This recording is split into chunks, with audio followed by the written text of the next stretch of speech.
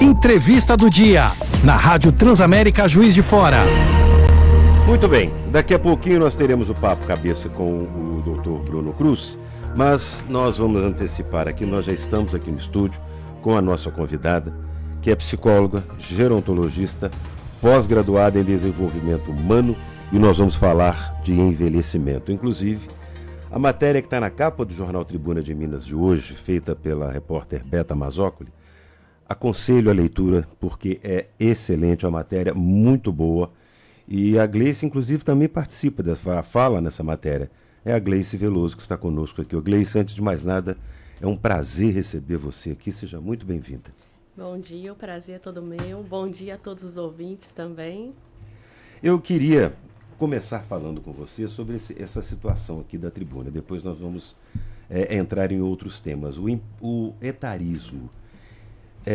Esse etarismo virou assim, uma questão social de fato. A gente percebe isso e tem gerado uma preocupação muito grande, eu imagino, entre vocês, especialistas da causa, e principalmente entre médicos, porque ele tem provocado ou proporcionado vários tipos de doenças ou problemas de saúde mental, não? O envelhecimento ainda é um grande tabu a ser quebrado na nossa sociedade. E isso traz diversos problemas, inclusive em função das pessoas não aceitarem o próprio envelhecimento. Enquanto a gente não passar a compreender e aceitar que estamos envelhecendo hoje, independente da idade que temos, a gente não vai conseguir lidar com essa questão do etarismo mais para frente. Sim. Aí isso acaba que estimula uma sociedade naquela busca eterna da juventude, do conceito do belo, do jovem.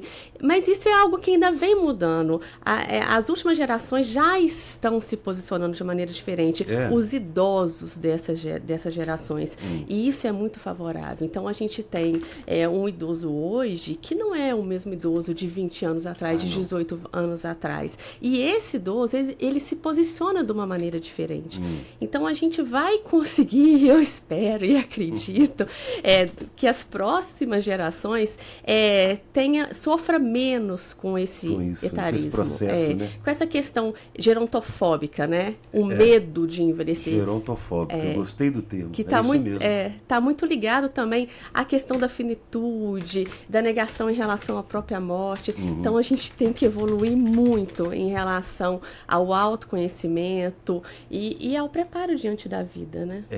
E eu fico muito preocupado às vezes, Gleice, porque eu me lembro de uma das entrevistas que eu fiz com a poetisa Adélia Prado, e ela comentava numa palestra dela, que eu apresentei inclusive, ela falando que muitas pessoas falavam com ela, mas você está muito enrugada.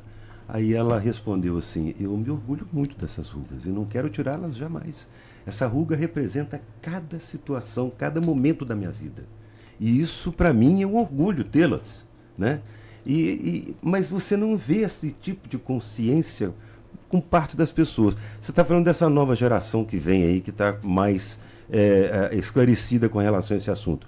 Mas se você fala dessa geração que está vindo depois da minha, por exemplo, porque eu já estou na faixa de idoso. Entendeu? Mas eu não tenho problema nenhum com as minhas rugas, com os meus cabelos brancos, nenhum. Mas será que é essa faixa que você se refere ou a que vem depois da minha? Não, essa já é uma faixa diferente. Eu trabalho com idosos de 18 anos.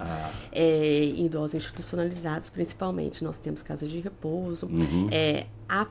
As primeiras gerações de idosos, eu estou falando no nível de institucionalizado, eram idosos totalmente diferentes do que temos hoje. Amargurados, tristes. Eram idosos doentes, adoecidos. Então, você tinha um idoso de 60, 65 anos, 70 anos, com muitas questões, tanto físicas como transtornos emocionais, um alto nível de dependência. Hoje, até na institucionalização, a gente tem idosos sadios, com envelhecimento mais saudável, independentes, que têm relações sociais, incluindo com a família e com a comunidade. Então, nós vemos uma postura diferente do idoso.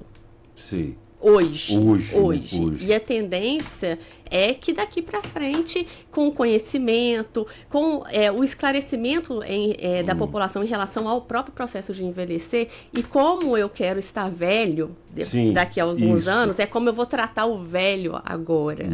Então, isso vai fazer com que amanhã eu seja uma idosa que talvez não ligue para as rugas, ou lide melhor com questões de trabalho. Isso. Porque existem limitações. Existem. Isso é inevitável. Isso é inevitável. E a gente tem que se adequar e se adaptar às mudanças, a essa mudança dessa nova fase do desenvolvimento. Até com relação à institucionalização da questão, como, por exemplo, institucionalização não, a questão da internação ou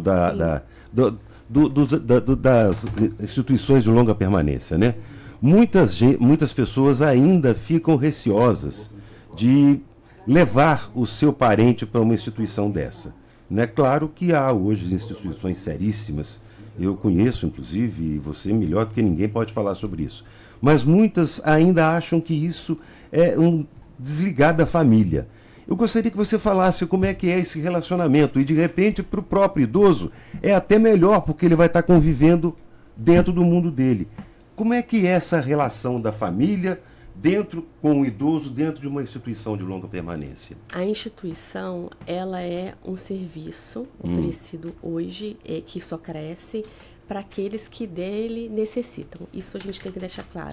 Não significa que todo idoso tem que ser institucionalizado. A gente não pode romantizar em momento nenhum o processo de institucionalização. Então, é um serviço de que alguém vai precisar em algum momento ou não. Então, quem que são essas pessoas? Quando a gente... eu tenho uma pesquisa de perfil do idoso institucionalizado, e o que aparece nessas pesquisas? São idosos que estão sofrendo de solidão, que estão com algum problema de saúde e que estão com algum nível de dependência.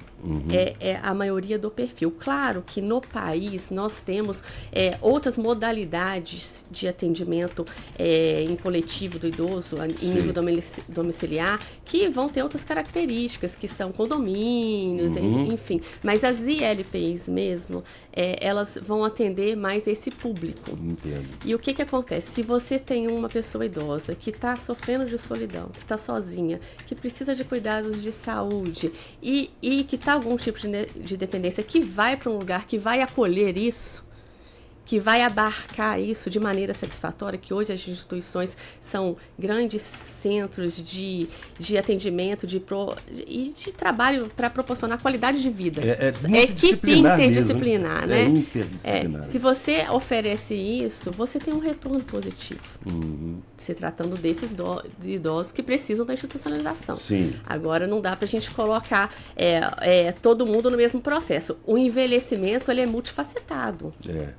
Então, a gente tem que entender isso, primeira coisa. Não é mais ou menos aquela figura do idoso na cadeira de balanço ou da idosa fazendo tricô. Hoje em dia, a gente tem um envelhecimento totalmente diferente. Isso vai muito da questão da funcionalidade do idoso, né? Exatamente. Eu fiquei assim muito orgulhoso recentemente. Eu peguei um motorista de aplicativo, 82 anos, dirigindo, normal, bate-papo, fala de tudo, conversa sobre temas atuais, tudo ativo, sabe? É bom você ver isso, né? E cada vez mais estamos vendo isso, né? É bom você ver uma pessoa extremamente ativa aos 82 anos. Quer dizer, antigamente, 60 já era um idoso caquético, né? Já estava nessa situação. Agora, além disso, Gleise, eu gostaria de falar com você também. Eu vi numa palestra sua, você abordou esse tema falando dos cuidadores. A questão de contratar cuidadores. Muitas famílias, né, optam por deixar o seu parente em casa, o seu idoso em casa, mesmo com uma certa dependência, mas prefere que ele esteja em casa, junto da família, junto com os familiares, no seu ambiente que foi criado, enfim. Mas esbarra na condição de ter uma pessoa especializada ou alguém capacitado para cuidar desse idoso. Como é que está essa realidade hoje? O que acontece, ao meu ver, tá? Hoje, a gente tem um conceito muito disturbado do cuidar. Sei. Principalmente em se tratando de cuidar de pessoas idosas. Então, cuidar não é fazer pelo outro. Cuidar é fazer com o outro. E isso tem que ser muito ponderado. Sim. Tanto se tratando de idosos que são autônomos, mas que têm algum certo tipo de dependência, quanto daqueles que não são autônomos, mas que têm que ser respaldados em sua autonomia regressa. Então, quando a gente fala em cuidador de idosos, hoje em dia muita gente se intitula cuidador de idosos porque é um acompanhante hospitalar. Exatamente. E não tem conhecimento nenhum sobre o processo de envelhecimento e sobre cuidado com o idoso, que na grande maioria os idosos que precisam de cuidado são idosos que têm alguma patologia, ou é alguma doença crônica, ou é algum nível de demência, que são cuidados específicos e diferenciados. E o cuidador precisa ter essa noção, né? O mínimo dessa noção, além de uma aptidão para cuidar, porque não é qualquer um que pode fazer qualquer profissão, gente. Não é qualquer um que pode ser radialista, não é qualquer um que pode ser médico, que pode ser até taxista. A gente tem que ter um dom, a gente tem um temperamento, uma predisposição a executar tal tarefa. Sim. E como hoje o envelhecimento é um boom e esse cuidado, principalmente pós-pandemia, gerou um número muito grande de pessoas leigas se intitulando cuidadores, a gente se depara com um perigo. De fato. É um perigo. E é uma realidade, Porque as pessoas costumam usar assim, deu certo para fulaninha, agora vamos fazer aqui. Usa muito de senso comum, não tem realmente esse conhecimento de que cuidar não é fazer pelo outro, estimular. Que ele faça ou fazer com ele.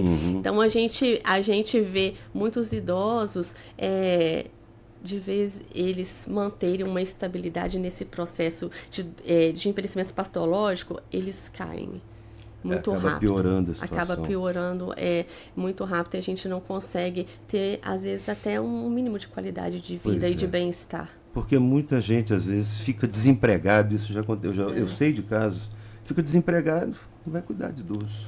Eu indico muito, quando me procuram a respeito de cuidados domiciliares, as instituições, porque hoje aqui de fora tem várias instituições de home care de alta qualidade também, que tem uma equipe capacitada, gestores especialistas em cuidado com os idosos, então eu sempre indico uma instituição. Sim, é melhor, né? Porque ali, pelo menos, a responsabilidade e há um treinamento, né? Há um acompanhamento, porque é uma educação permanente na área da gerontologia. Porque o que é hoje, às vezes, não foi ontem. Não foi. Muda. E às vezes amanhã vai ser outra coisa. Completamente diferente. E a gente tem que estar sempre muito antenado a toda essa capacitação e esse processo. Para quem está querendo, ou já está sendo, ou está cuidando de idoso, e não tem esse devido preparo, mas quer ter esse preparo, o que você aconselha para essa pessoa? Há cursos hoje oferecendo esse trabalho? Muitos cursos. Tanto aqui em Juiz de Fora tem muitos cursos. Internet, hoje a gente tem essa facilidade dessa capacitação online, que também são capacitações, eu conheço boas. Então, hospitais aqui em Juiz de Fora que dão essa capacitação para cuidadores de idosos. Então, a questão é se capacitar. E, às vezes, eu já ouvi de um cuidado, mas eu não tenho condições financeiras. Isso eu ia entendeu? te De bancar um curso de maior qualidade. Mas assim, o YouTube hoje ele traz uma infinidade de aulas, inclusive desses próprios cursos, aulas que liberam gratuitamente, entendeu? E que as pessoas podem estar sim se capacitando. E também tem cursos gratuitos. A universidade oferece quase que anualmente essa capacitação e outras entidades também com ou gratuito ou com um curso bem elevado. Só para a gente finalizar... bem pequeno. Só para a gente finalizar, que nós até já extrapolamos o nosso tempo, mas eu não posso deixar de te perguntar sobre isso. Para finalizar, em termos de política pública para idosos, você acha que o Juiz de Fora está avançando, está estacionada ou ainda falta muito a ser feito? Nossa, o que acontece? É complicadíssimo porque Juiz de Fora tinha há anos o Departamento de Saúde da Terceira Idade, vamos colocar nomes, exatamente. Né? E era algo que funcionava muito bem. Eu sou uma pessoa testemunha, porque encaminhava muitos idosos para lá e aquilo funcionava. Então, o departamento passou a ser um serviço e agora não se sabe mais qual que vai ser o curso. Então, as políticas públicas do idoso aqui em Juiz de Fora, de vez elas estarem se multiplicando, se intensificando, se aprimorando, o que estamos vendo é um retrocesso. Isso é ruim, né? Isso é preocupante, é assustador. Numa cidade que tem a população de idosos que nós temos, significativa Exatamente. Referência nacional. Então, assim, não dá para fingir que o cuidado com o idoso não tem que ser prioridade. Não está tendo a devida Não está. prioridade. Não, o pior é muito difícil construir algo, eu sei, numa gestão, qualquer que for, é muito difícil você começar, agora você destruir o que tem é mais difícil. Pior. Aí é complicado. Gleice Veloso, psicóloga, gerontologista e pós-graduada em desenvolvimento humano, eu quero agradecer imensamente. Papo agradabilíssimo, muito bom, aprendemos muito. Espero que você volte uma outra oportunidade para tratarmos mais desse assunto. Estou à disposição. Muito obrigada, Marcelo. Eu agradeço. Tchau. Tchau. Agora Transamérica 10:01. Entrevista do dia, na Rádio Transamérica Juiz de Fora.